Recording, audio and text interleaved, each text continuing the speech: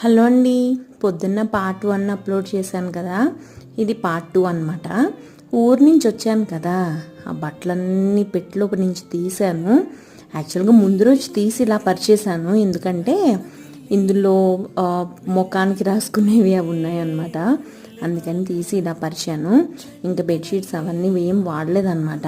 అవన్నీ తీసుకెళ్ళి లోపల పెట్టాను.